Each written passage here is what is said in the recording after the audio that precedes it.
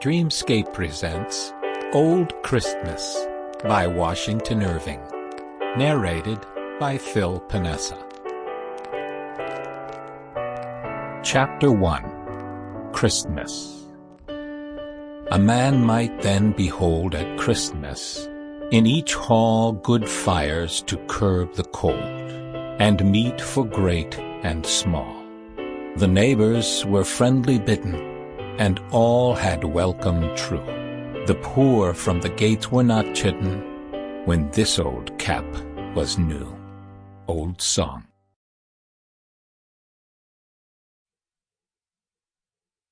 There is nothing in England that exercises a more delightful spell over my imagination than the lingerings of the holiday customs and rural games of former times. They recall the pictures my fancy used to draw in the May morning of life, when as yet I only knew the world through books, and believed it to be all that poets had painted it.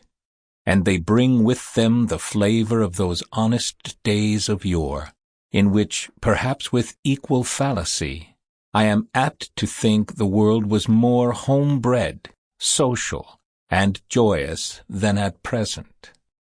I regret to say that they are daily growing more and more faint, being gradually worn away by time, but still more obliterated by modern fashion.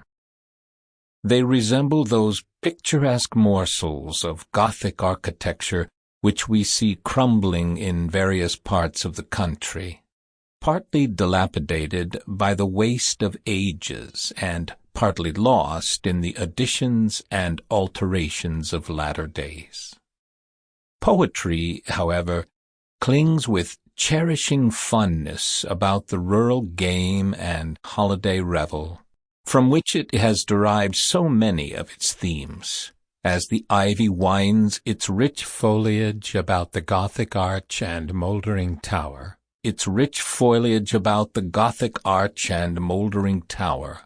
gratefully repaying their support by clasping together their tottering remains and, as it were, embalming them in verdure. Of all the old festivals, however, that of Christmas awakens the strongest and most heartfelt associations.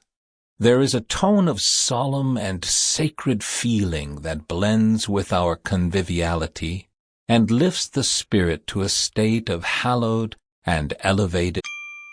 Sample complete. Ready to continue?